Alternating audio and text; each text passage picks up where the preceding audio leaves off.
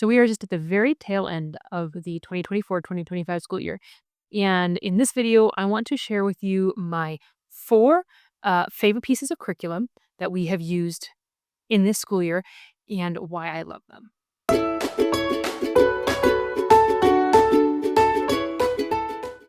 Hi and welcome. Thanks for joining me.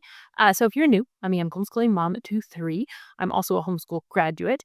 And this last year, I homeschooled a kindergartner, a preschooler, and then I had a toddler running around. And next year, we'll be going into first grade, kindergarten, and still have a toddler running around.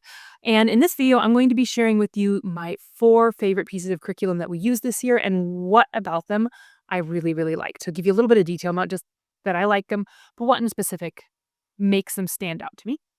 And before I get started, I do want to mention that this video is part of a collaboration with other homeschool moms sharing their favorite curriculums either from this past school year or just favorite curriculums as a whole.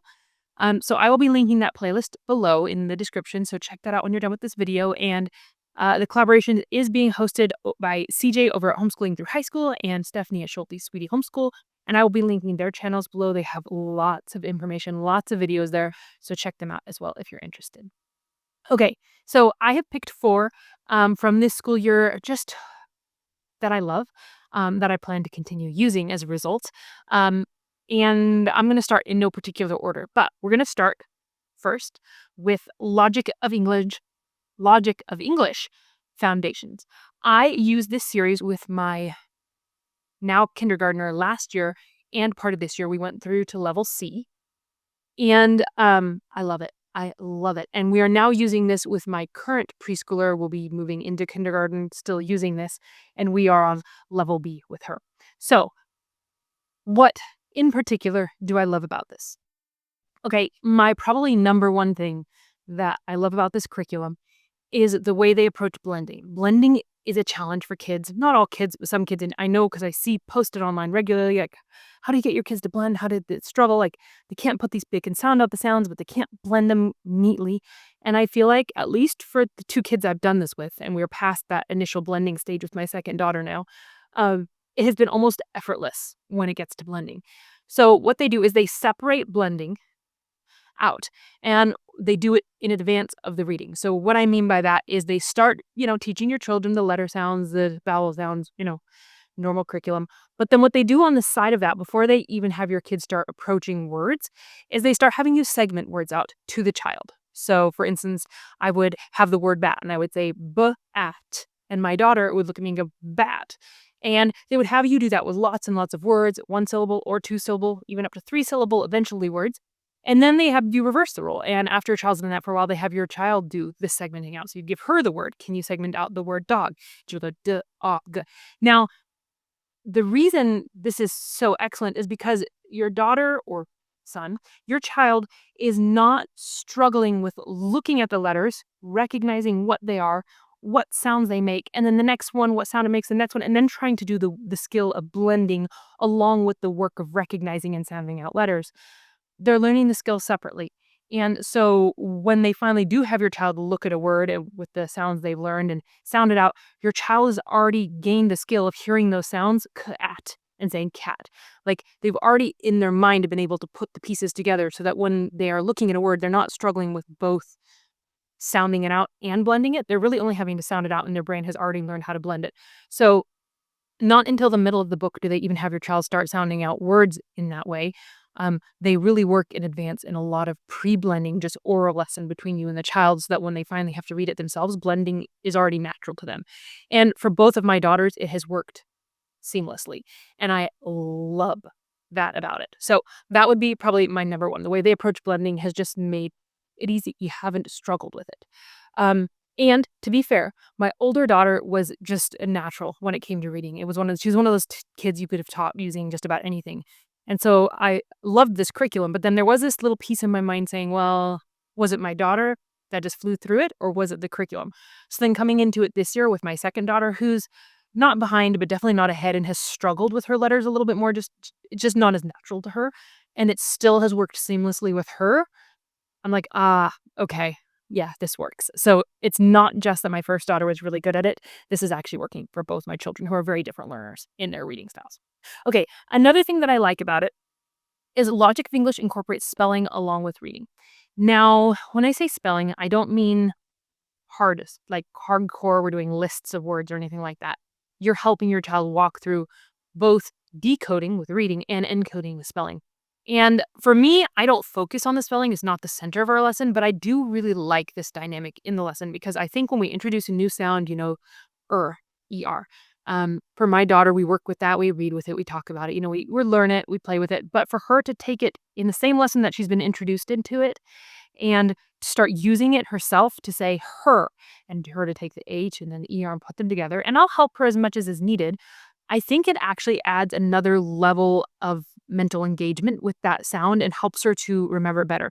My focus is not that she remembers how to spell all these words or how all these words are put together or which, phonograms you use for what. My appreciation of the spelling mixed in is that I think that one more dynamic of using those sounds in a new way within a lesson helps her remember them. And so I actually like that. Even though the spelling isn't my focus, it's something that um, I'm not worried if she forgets the next day. It's not for spelling that I do it. I do like having her use the sounds not just to read, but also to create words and learning that the way you read them and hear the word is also the way you say the word and can kind of break it down into sounds. And so that skill is something I actually like being incorporated into my reading program. Another thing that I like about it is that there are a lot of games. They do try to make it fun as much as possible. Reading is a chore for some kids, and there's just no way around that. My older daughter loved it because she just flew through reading, but my younger daughter doesn't love her reading lessons. Now, she does love being able to pick up a beginner reader and read to me. She loves that, and she does love when she accomplishes something and some of the games she has fun with it. But reading really is just it's hard. It's hard work.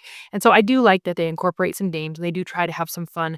It's very hands-on as much as possible. And so I think it's engaging as much as you can engage in reading. And then another thing that I love about it, because this is me, is it's scripted. I love scripted teacher's manuals. I don't follow the script.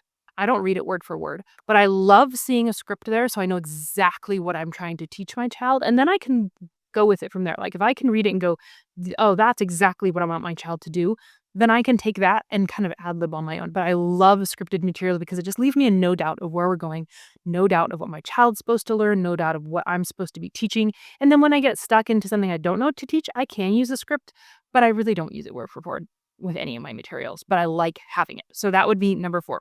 So that's Logic of English that we have loved, and that is 4 of the things that I love about it. Okay, so my second curriculum that we have loved has been, and this may be no surprise to you, Math with Confidence. We are just finishing up Math with Confidence kindergarten level for my preschooler and first grade level with my kindergartner. I have taught these a year ahead with no problem. Um, and I've also done the book that's not technically part of the series, but also by the same author, Before Preschool Math at Home, and I loved that as well. So I would include that when I think Math with Confidence. I really do think of that as the beginning of this series in my mind, even though it's technically not. All right. What are some things that I love about Math with Confidence? I love that it gives my daughter a really, really good sense of numbers and understanding how they work. She's not just learning formulas. She's not just learning this equals this. It uses a lot of hands-on techniques, a lot of hands-on materials. She has to move manipulatives so that she's actually understanding what's happening when she's doing these numbers. It's really good. As far as we've gone, it's really good at preparing your children and teaching your children how to do mental math, how to visualize what's happening with a number. So it uses 10 frames, the long ones, not the stacked ones. And in the beginning, they have your children use them. They never want you to put your children in a pot where they can't do it by themselves. So they let your children use it as long as necessary, but then they start encouraging your children, instead of moving it, to put, the numbers on it and then move them mentally. And then it encourages your child just to visualize and move it mentally, which I think is just teaching your child, slowly weaning them of having to use the hands, but still not breaking down that what's going on behind the numbers, right? When we add 7 plus 3, we're not just adding 7 plus 3 and memorizing what the result is.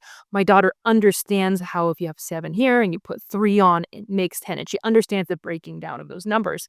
Um, and I love it. I love how it breaks numbers down.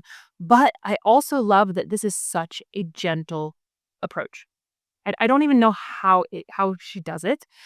in that I don't feel like my kids are behind and looking, I was talking with somebody who's comparing it with their math curriculum, like the 4th grade math that she has with their 4th grade math. She's like, "No, it's definitely not behind as you get into 4th grade."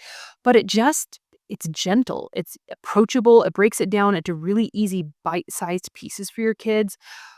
She breaks it down in ways kids can understand it, and therefore I've had no problem teaching it in a grade ahead. It's not like we have to go grade ahead, but it's just fit my children really, really well to be teaching a grade ahead.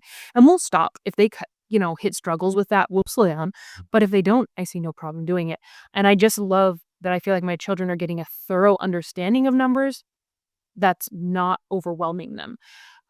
Two more things that I love about it is it's super affordable. Like, this is one of the more affordable maths that I've seen out there. And they don't have a huge manipulative kit. You have to buy a few items for as you go in the grades, but it's like 1 or 2 items, and the rest of them you have around the house. So I don't feel like I'm spending tons of money for an elementary math curriculum, and I like that. And then the other thing I like about this is that it's scripted. You might hear that more than once today. You have heard it more than once today. So again, it's just a scripted curriculum, which I can look at. I can know exactly what they're going for, the exact idea and concept they want me to teach, and then I can teach it in a way that my child and I are talking and having the conversation. I'm not like reading out of a book and then looking at my daughter and going, "Did you understand that?" I am able to then know exactly what I'm getting at and work with her in the lesson, and I really, really like that. So another like curriculum that I am sold out for, and unless we have a big hiccup down the road, I will continue using it for the next several years because I love it. In fact, I love it so much that it's creating problems for me. I am a planner, so I like to plan in advance, and I really knew what I wanted to do for middle school and high school math. I have one, it's the one I used in homeschooling, and I really wanted to do it, and so much so yeah, it was like in stone, like, that's what we'll eventually move into, and now that I'm using this, I'm like, "Man, I don't know if I wanna swap around 4th grade," which is what I was gonna do. I kinda wanna go all the way through to 6th grade with it, but then that messes up my plans because I can't really swap to the other one in 6th grade because 'cause that'd be a challenge. So it is I like it enough that it's messing up what I was sure I was going to do for me. So, we'll approach that when we get there. I don't have to decide that now, but love it. Okay, another curriculum that we really, really enjoyed this year is also actually from the Well-Trained Mind. So Math with Competence is Well-Trained Mind, and the other one would be First Language Lessons, which is also from the Well-Trained Mind. And this is level 1. I have not used level 2 yet. We're gonna be moving into it this year. But what are some things that I like about this? This is and by the way, this is grammar, very early, early grammar.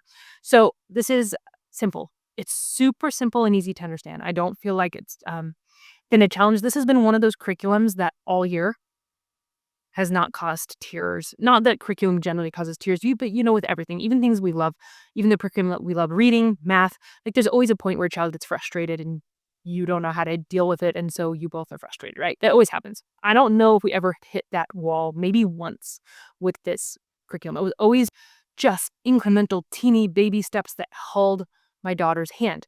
Um, and honestly, for grammar, I know that the early grades, there's like debate of whether you want to even do grammar, and that's totally fine. But I feel like this was gentle enough that it's just giving her an introduction into the concepts.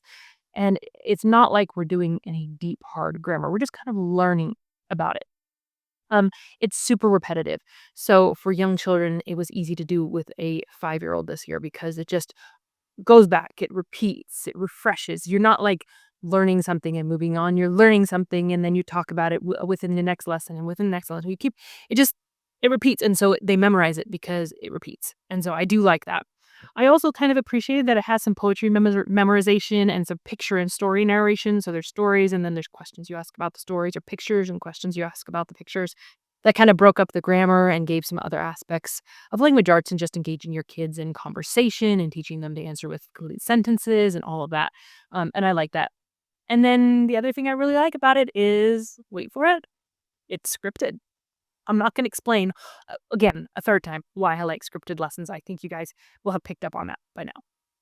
Okay, so the last curriculum that I want to mention that we have loved, and I'm not doing it last because it's our least favorite of the 4 of these. It's not.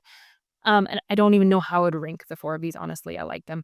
And the last one, I'm not even sure you could call it curriculum, but it's something we've been using in our homeschool to learn a subject, and so it's a curriculum, right? But that has been Hoffman Academy, and we've been using it for my daughter's piano lessons, and I love it. Let me just put it out there. It has been so much more amazing than I thought it would be. So, I wanted to teach my daughter piano. I taught myself, and so I know enough to, like, teach the early levels, with the book, and that was my plan, and it just fell through. That just was not happening. So I was like, "Okay, I'll just suck it up and I'll pay for piano lessons," even though I didn't want to. Piano lessons just cost so much for a young child, and if you don't know if they're gonna love it, you don't know if they're gonna continue with it, and I just we were gonna do that, but I was just like, I was having a hard time with it, and then I saw several people talking about Hoffman Academy, and I went, "Online piano lessons? I don't know, that just it didn't sound great to me." But I thought, "Okay, well, here's the thing. 1, they have free lessons. Their content, all of their materials isn't free, but the lessons are free. And 2, they do a I think I looked and I saw that they would if you use it for a month and within that first month, if you hate it, they'll refund you. So I thought, "Okay, we'll give it a shot. Can't hurt. We'll give it a month." We have been using it for 2.5 months now, I think, and loving it. My daughter adores it. Okay, it's funny, fun, and engaging off of that. It's created for children. And so as a result, I heard somebody online when I was looking at reviews for it say, "It's like Mr. Rogers teaching piano." And I'm like, totally, that's exactly what it's like. He's very fun. He takes it slow. He emphasizes good posture, good form. He really is continually revisiting those subjects. So it's not like being mentioned and left behind that your child's learning bad form. It's constantly being talked about and revisited. He just does such a good job breaking piano down for children. He introduces music theory. He introduces, chords and sheet music. I feel like it's just so well-rounded. I taught myself, and I feel like I am learning so much, even from the very beginning units, just in music theory and how things work together and just all those connections. And I'm loving that my daughter is getting them and making the connections and thriving in it. She has learned so much. Um, I also I love another thing I love, this is another one, is I don't have to teach it. And now I'm not a big fan of using computers and internet in our school. That's something I'm really trying to stay away from as a whole, but for this particular subject, the way it's worked has been wonderful. When we finish our school day, at the end of the day, it teaching piano was just one more thing to do that I didn't have time and energy for. It always got dropped. It just did. That's just the way it was. And having an engaging, even though it's online, part of me, like, kind of fights that still a little bit. Um, Curriculum, and I see her learning and making connections even without being taught. Like, she's doing the lessons and then she's walking away and playing, go, "Oh, mom, I can change it to this key and I can do this," and learning things that he's gonna be teaching her in a few lessons because I've already gone through this unit and kind of watched the lessons and seen what he's gonna be teaching her. I'm like, she's making the connection. She's getting it. She's not just mimicking him, she's getting it. And so it has been wonderful. It has been absolutely wonderful. So it's fun. It really covers music theory, form, approach, all of that. It's pretty affordable, especially in comparison with paying with lessons. It's super affordable if you compare it with that. And I don't have to teach it. It's something that I can hand off and that she enjoys. And I don't have to nag her to practice. She'll practice because she wants to keep going with the lessons. She loves the lessons. So it's not a fight. It's not a struggle. And I'm just loving it. Yeah, that's all there is to it. Okay, so those are my 4. Logic for English Foundations, Math with Confidence, First Language Lessons, and Hoffman Academy. Those have been a huge blessing to our homeschool this year, and, if you are debating on any of those, I mean, I would encourage you to try it out and check it out, but honestly, I know that every homeschool teacher is different and every student is different, and what will work for you will not necessarily or what works for me may not necessarily work for you, but they have worked really, really well for us. So I would give them all a thumbs up, with the caveat that we're all different. In particular, with Logic for English, just a side note, I do have several videos talking about their materials because I've enjoyed it so much. I've made some materials talking about, like, it's not the cheapest curriculum, let's just say that. So I've had have a video on how we've done it on a little bit of a budget, like how I would approach it on a little bit of a budget, what pieces you really, really need versus what pieces you could probably get away without.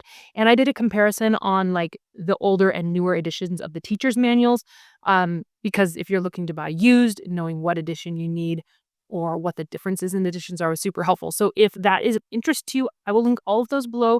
I will link all this material below. I will also, remember, link that playlist I mentioned in the beginning of this video below. So check out what other homeschool moms have been enjoying for their homeschool this year, or just as a whole, what their favorite curriculums are. If you have any questions for me, please don't hesitate to let me know.